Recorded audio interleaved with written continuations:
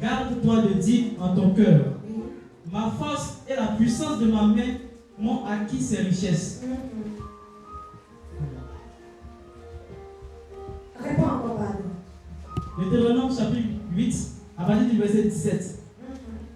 Garde-toi de dire en ton cœur, ma force et la puissance de ma main m'ont acquis ces richesses. Amen. Est-ce qu'on peut s'asseoir dans la présence de Dieu? Et puis au verset 18, il dit, souviens-toi de l'Éternel ton Dieu, car c'est lui qui te donnera de la force pour les acquérir, afin de confirmer, comme il le fait aujourd'hui, son alliance qu'il a jurée à tes pères. Alléluia. C'était l'un des versets qui nous a permis de parler de la grâce le dimanche passé. Amen. Et donc j'avais dit que la grâce, c'est ce que tu reçois, sont les faveurs que tu reçois sans mérite. La grâce ne regarde pas si tu as les attitudes, si tu as la capacité. La grâce s'exprime pour te faire une faveur. Amen. La grâce te donne une position que tu mérites. Mais par contre, on te regarde, rien dans les critères de repêchage n'est chez toi. Mais quand la grâce arrive, la grâce te fait passer à ce titre. Amen. Alléluia. On a notre papa Kokoa qui a un de ses fils spirituels qui est en France. Et quand il devait partir, c'est un médecin, il était un médecin confirmé ici avant de partir.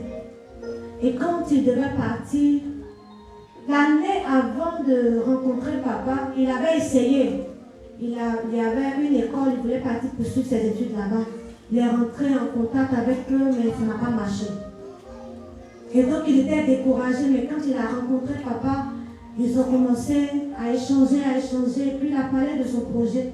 Donc il a encouragé. En fait, il parlait de ça avec une déception.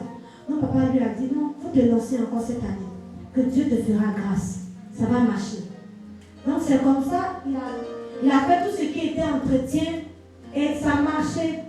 Ça marchait, il a fait le jour le visa. Quand il partait demander le visa, normalement on demande un tuteur. Je ne sais pas, il a besoin de combien de millions dans son compte pour qu'on puisse valider son visa, un truc comme ça. Et quand il cherchait, il ne trouvait personne. La seule personne qui pouvait l'aider, c'était l'un des directeurs, un monsieur qui est directeur d'un hôpital, mais l'argent dans son compte n'atteignait pas le montant demandé. Donc il est venu tout triste, il est venu voir papa, il lui a dit, franchement, lui, il pense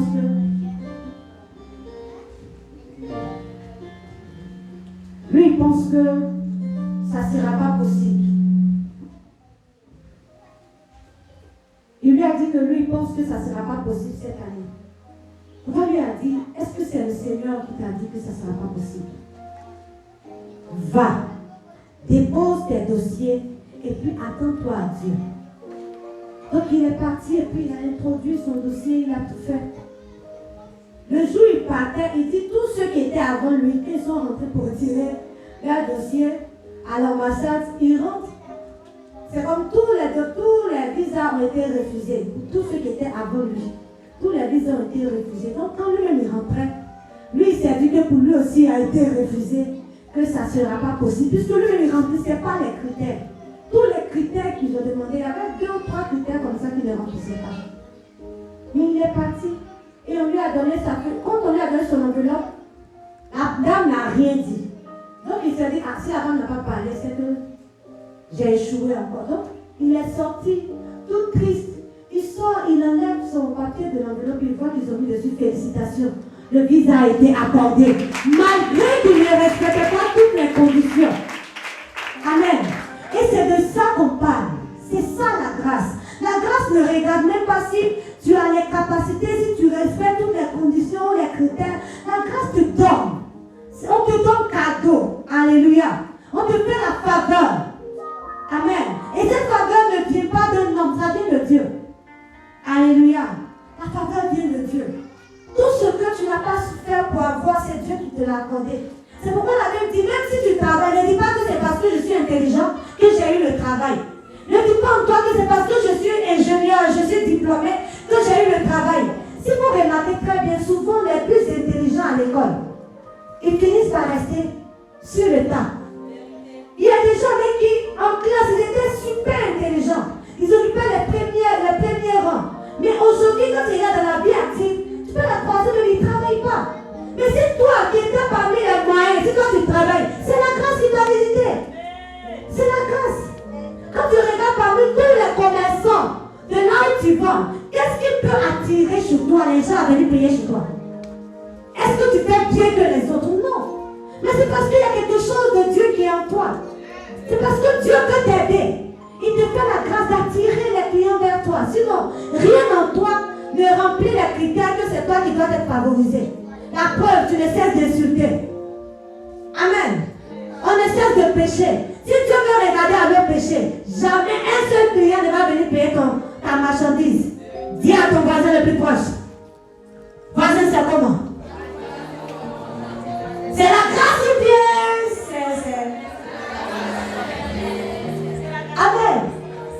Quand toi-même tu regardes à ce que tu as aujourd'hui, si ce n'est pas la grâce de Dieu, comment tu peux faire pour les avoir? Il y a des choses même que tu reçois quand tu regardes en toi-même. Mais qu'est-ce que j'ai bien pu faire pour qu'on me donne ça? C'est la grâce. Si tu es en bonne santé, ce n'est pas parce que tu as payé un prix, ce n'est pas parce que tu jeûnes que tu es en bonne santé. C'est la grâce. C'est la grâce de Dieu. Souvent on pense qu'on est mieux que les autres parce que nous on jeûne, parce que nous on prie. Regarde, tu jeûnes, tu pries, c'est pour te rapprocher de Dieu. Sinon ça ne donne pas le droit chez Dieu de te bénir. Ça n'oblige pas Dieu à te bénir. La bénédiction, c'est une grâce que Dieu nous fait. C'est pas parce que toi, tu vis la sanctification que Dieu est obligé. C'est pourquoi certaines personnes vont jusqu'à dire, mais pourquoi les prostituées, quand ils se convertissent, Dieu change. Dieu leur donne mari, Dieu fait ceci, Dieu fait cela. Mais moi, je suis dans l'église, j'ai servi, j'ai jeûné, j'ai prié, j'ai bâti des églises. Mais aujourd'hui, me voici. En fait, ta sanctification n'oblige pas Dieu à te bénir. Ta sanctification, toi-même, ça te fait du bien. Si tu étais prostituée, même que tu aurais eu le sida depuis. Amen. Si tu veux pas essayer, va un peu sur le côté droit.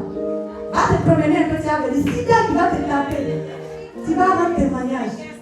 Mais c'est parce que Dieu veut que tu sois toujours en bonne santé. C'est pourquoi tu arrives à te contenir. Amen. On prie, c'est pour se rapprocher de Dieu. On jeûne, c'est pour que notre alliance avec Dieu soit toujours bonne. Mais ça ne oblige pas Dieu à nous bénir d'une manière ou d'une autre. La bénédiction de Dieu, c'est une grâce.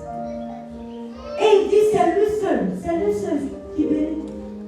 Il bénit quand il veut, comme il veut. Il fait grâce à qui il veut. Je fais grâce à qui je fais grâce. On n'oblige pas Dieu à faire quelque chose. Amen. Et c'est ça qu'on appelle la grâce. Alléluia. C'est une faveur. Souvent imméritée. C'est ça la grâce. Et on s'était prévu qu'aujourd'hui, on voit les 3 défis de la grâce.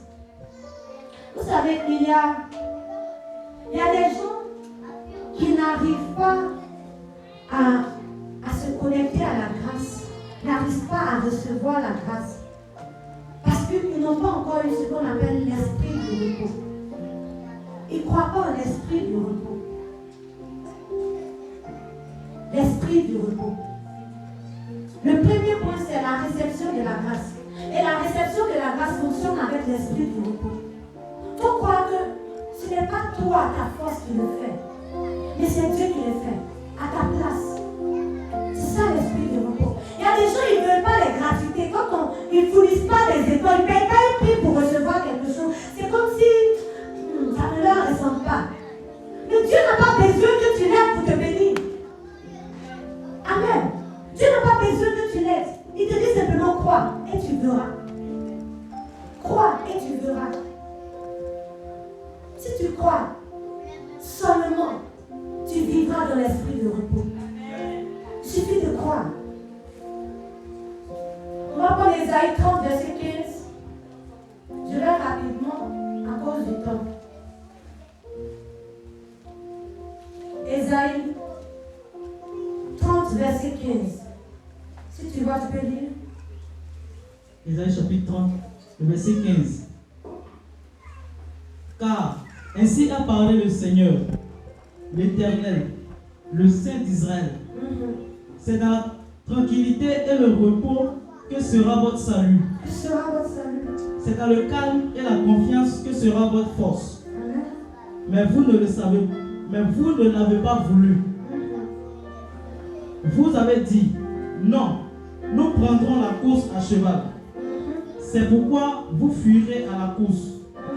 Nous monterons des coursiers légers. C'est pourquoi ceux qui vous poursuivront seront légers. Amen. Souvent, il y a des gens qui sont dans des combats qui ne sont pas leur combat. Mais ils peuvent mener ce combat forcé. Tu es dans des difficultés. Dieu te dit, fais-moi confiance. Garde ton calme, mais tu n'es pas prêt. Tu es en train de chercher la solution partout. Alors qu'il te dit, c'est dans le calme que tu trouveras ton salut. Tu es dans des combats inutiles. Il dit, fais-moi confiance. Mais tu ne peux pas. Tu es en train de lutter, en train de chercher. Tu es agité. Amen. Il veut dire, sois dans le repos. Mais on ne veut pas. On veut tellement prouver que c'est nous on a cherché, mais tu n'as pas la force qu'il faut. C'est lui qui te donne la force d'acquérir. C'est lui qui te donne la force d'acquérir. Arrêtons de courir en vain. Arrêtons de lutter en vain. Faisons simplement confiance à Dieu. Il est capable. Prions, recommandons notre sort à l'Éternel. Arrêtons de... Il faudra qu'on arrive des moments où on se défait de nos œuvres, de nos sacrifices. On pense que l'on doit payer un sacrifice, payer le prix pour que telle chose arrive. Ce n'est pas toujours que Dieu nous demande de payer un prix. Il arrive des temps où Dieu veut que la chose vienne à toi. Dieu dispose tout favorablement pour toi. Mais on ne croit pas parce que pour nous c'est trop facile de rester là, tu pries seulement et puis les gens viennent. On pense que c'est trop facile, il faut lutter. Il faut couler un sueur. Amen. Souvent Dieu n'en a pas besoin. Il dit c'est dans ton calme, dans ton repos, dans ta confiance que tu trouveras ton salut. Alléluia. Il faut prendre encore son verset.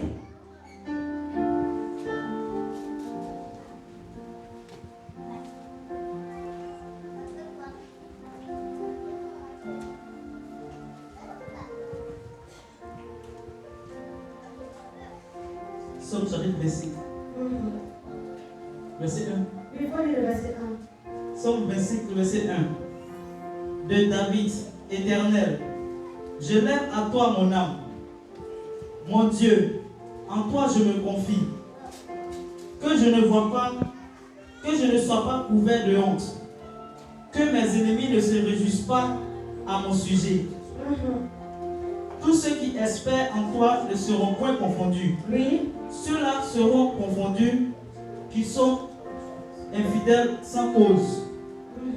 Éternel, fais-moi connaître tes voies. Enseigne-moi tes sentiers.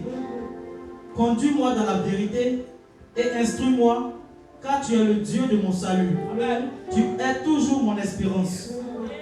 Éternel, souviens-toi de ta miséricorde et de ta bonté, car elles sont éternelles. Amen.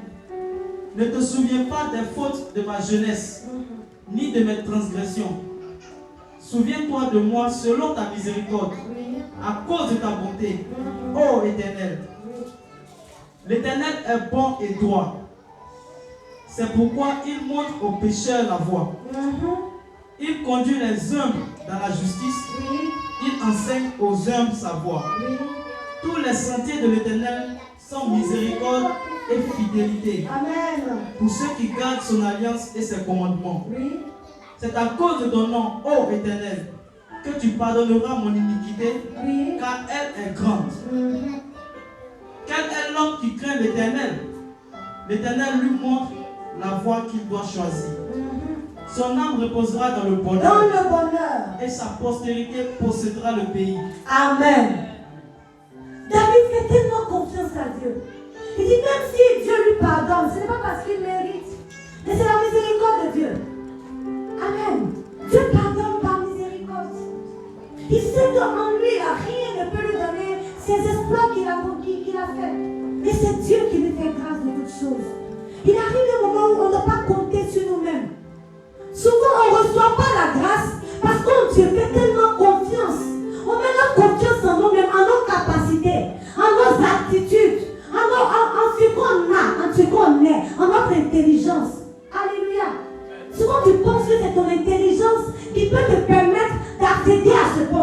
Tu penses que ce sont tes diplômes qui peuvent te permettre d'arriver à ce niveau. Tu penses que c'est ton savoir-parler, ton savoir-être qui va te donner telle ou telle chose. Amen. Touche ton voisin, dis voisin. On dirait qu'on a fait erreur. Quand dis-lui, on dirait qu'on s'est trompé. On a fait une grosse erreur. Pour préparer Proverbe 3, verset 5. Ne faisons pas confiance. Souvent, il y a des gens qui voient, quand tu sors le matin, sans prier, c'est parce que tu comptes sur ta force. Et ça, c'est l'un des plus grands péchés, l'orgueil. Le plus gros niveau d'orgueil, c'est se faire confiance à soi-même. Mettre ta confiance en tes capacités. Quand tu sors le matin, tu ne te recommandes pas à Dieu. C'est parce que tu penses que tu es arrivé. Non, j'ai la capacité d'assurer mes arrières. Je suis arrivé, donc moi je vais prendre mes décisions. Un enfant qui ne demande plus à papa, comment je dois faire telle chose, c'est parce qu'il juge qu'il est grand maintenant. Donc quand toi tu sors, sans te recommander à ton papa, c'est que tu juges que tu as grandi. Tu juges que tu es suffisamment puissant pour veiller sur toi, pour assurer ta sécurité. Amen. Et c'est ça l'une des plus grandes erreurs. C'est ce qui fait qu'on ne peut pas recevoir la grâce. Quand tu prends des décisions sans te fier à Dieu, sans prier, tu prends des décisions. C'est parce que tu te fais tellement confiance. Tu te dis que tu peux toi-même prendre des décisions. Toi-même, tu t'appartiens à toi-même et tu comptes sur ton intelligence, sur ton savoir-faire pour réussir. Touche ton voisin. On dit voisin, tu as fait là, on est où? On t'a pris la décision là, on est arrivé où? Amen. Il y a des femmes qui regardent à leur âge, qui disent, Seigneur, regarde mon âge, pourquoi jusqu'à cet âge je ne suis pas encore mariée? Mais regarde, mes petites soeurs là sont déjà mariées. Dis à ta voisine, c'est ton erreur là qui est là. Et c'est ça qui a été ton malheur. Amen. En fait, ton âge ne montre pas à Dieu qu'il est obligé de te donner le mariage. Parce que le mariage en lui-même, c'est une grâce. Tu feras mieux de dire, Seigneur, fais-moi grâce du mariage. Plutôt que de dire, Seigneur, j'ai l'âge de me marier, et puis quoi? Tu as l'âge, mais lui, il ne juge pas bon de te donner. Amen. Seigneur, je suis jolie, j'ai toutes les rondeurs. Hein? La forme guitare. J'ai brèche, le cou estrié. Mais pourquoi il ne vient pas? C'est bon, c'est Dieu. Dis tout. On dit Dieu vient et puis il ne fait rien à ça. Dieu regarde ça et puis il ne fait rien à ça. Parce qu'on est trop gonflé. On pense qu'on est trop arrivé. Seigneur, faut me donner. Tu obliges Dieu. Ah bon? Dieu. Donc, c'est comme si tu disais implicitement à Dieu que celle qui a reçu le mariage, elle ne le méritait pas. Seigneur, tu l'as donné à telle personne, mais aime-moi. Tu l'as donné à telle personne, mais aime-moi. C'est comme si toi, tu mérites le mariage. Parce que toi, tu es, et que les autres ne le méritent pas. Les enfants se marient aujourd'hui. Mais pourquoi pas moi? Dieu n'est pas obligé de te donner le mariage. Il fait grâce. Dieu fait grâce. Seigneur, moi j'ai été à un niveau, j'ai bac plus 10. Mais me voici, je suis en train de gérer Kabyle. En fait, il faut dire, Seigneur, fais-moi grâce d'avoir un travail. Fais-moi grâce d'avoir un travail. Ne compte pas sur ton intelligence. Proverbe 3, verset 5. Proverbe chapitre 3, le verset 5. Confie-toi en l'Éternel de tout ton cœur. De tout ton cœur. Et ne t'appuie pas sur ta sagesse. Oui. Reconnais-le dans toutes tes voies et il aplanira tes sentiers. Et il aplanira. On n'a pas dit qu'il tu auras tes sentiers, c'est lui-même qui va aplanir tes sentiers. Reconnais-le dans toutes tes voies. Ne sois pas sage à tes propres yeux. Amen. Ne sois point sage à tes propres yeux. Mais fais confiance à l'Éternel, il aplanira tes sentiers. Et si l'Éternel aplani tes sentiers, il te fait grâce. Il te fait grâce. Et qui a comme difficulté devant toi, il abaisse pour que tu passes. Mais nous, on veut tellement qu'on dise que non, c'est nous les super intelligents. Et puis ça te donne quoi? Comment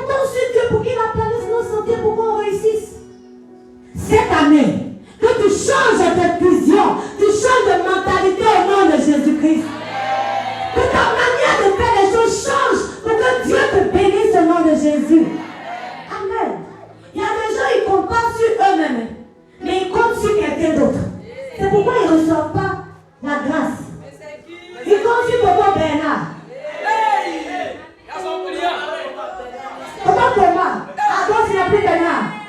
Papa Thomas est le nouveau début de la famille. Donc si il a un problème, c'est Tonton Thomas qui va appeler. Si Tonton Thomas dit je ne peux pas, non, je suis foutu. Je suis foutu. Je suis foutu. Attends. Alors que tu es chrétien, est-ce que tu sais que Tonton Thomas, il n'est pas obligé de te donner ce qu'il t'a donné? En fait, c'est Dieu qui a incliné son cœur pour qu'il te donne la première fois. Sinon, ce n'est pas parce que lui, il a beaucoup, donc il doit partager. Non. Dieu a simplement incliné son cœur pour qu'il t'aide. Donc, on fera mieux de dire, Seigneur, incline le cœur de quelqu'un pour qu'il me vienne en aide. Plutôt que de prendre ton portable, qui est-ce que je vais appeler? Est-ce que Tonton Thomas, même, il est en Côte d'Ivoire? Ou bien il est à l'extérieur du pays? Il y a son client ici. Cherchons la face de Dieu. Recommandons-nous à l'Éternel. Il dit malheur à celui qui met sa confiance en l'homme. Malheur à celui qui met sa confiance en l'homme. Tu mets ta confiance en l'homme, tu ne peux pas réussir. On te dit malheur. Tu es maudit même parce que tu fais confiance à un homme. Tu penses que ton secours te viendra d'un homme. Amen. Ton secours ne peut pas venir d'un homme. On va prendre Jérémie 17, verset 5. Jérémie 17, verset 5.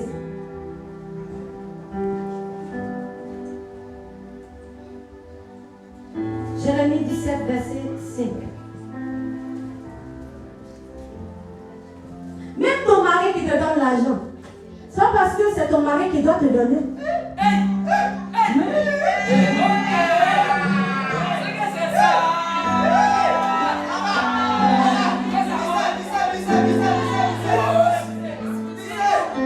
La femme qui te soutient, c'est parce que c'est ta femme qui va te soutenir.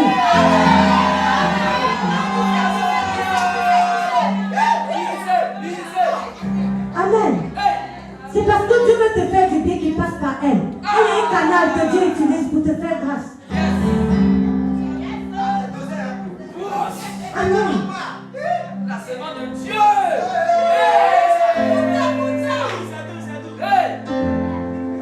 Amen. Jérémie 17, verset 5. Jérémie chapitre 17, verset 5. Ainsi parle l'Éternel. Oui. Maudit soit l'homme qui se confie dans l'homme, qui prend la chair pour son appui et qui détourne son cœur de l'Éternel. Qui détourne son cœur de l'Éternel. Maudit. Il y a une malédiction même qui te suit. Quand tu penses que toujours c'est, tu t'en vas voir ton patron, quand tu as un problème, tu t'en vas chercher, mais qui va m'aider? Et Dieu qui est ton Dieu. Sois délivré. Quand tu cherches ta solution chez les hommes, alors que Dieu est là pour toi, il dit maudit soit celui qui met sa confiance en l'homme, qui met sa confiance en une chair. Maudit soit la personne. Alléluia. Maudit soit la personne.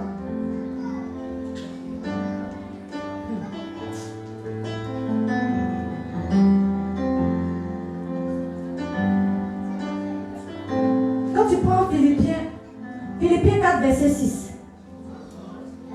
il dit ne vous inquiétez de rien. Je vais paraphraser. Ne vous inquiétez de rien, mais en toute chose, faites connaître vos besoins à Dieu.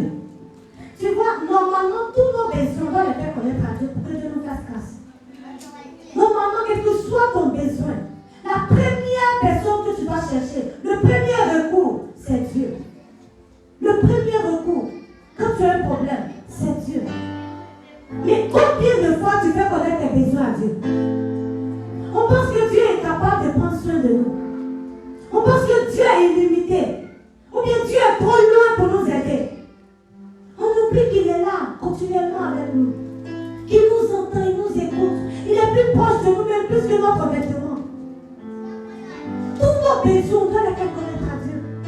Pour que Dieu puisse se souvenir de nous et nous aider.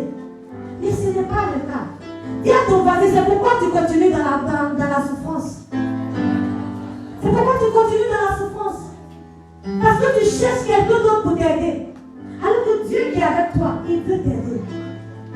Dieu veut nous aider. Il dit ne vous inquiétez de rien. Ne vous inquiétez de rien. Mais en toute chose, faites connaître vos besoins en Dieu. Vos besoins. Quel est ton besoin aujourd'hui? Amen. Quel est ton besoin aujourd'hui? Quel est ton besoin aujourd'hui? Aujourd'hui, je veux qu'on passe un temps. Tu vas te tenir debout.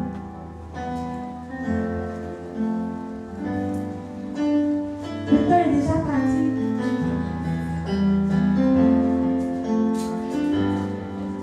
Tu vas demander la grâce.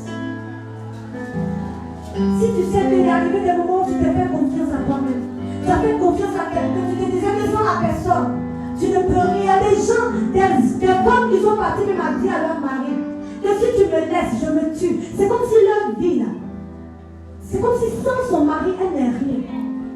Et Dieu. Et Dieu. Même si vous nous aimez, mais pas jusqu'à me tuer. Donc sans lui, toi tu n'es rien. Ce matin, si tu sais que tu as mis ta confiance en Dieu, que tu vas demander pardon à Dieu. Demandez sincèrement pardon à Dieu. Tu as compté sur ta capacité, sur ta force. Demande pardon à Dieu.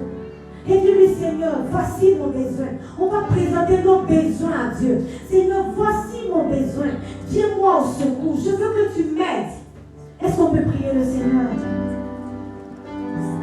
Prie le Seigneur.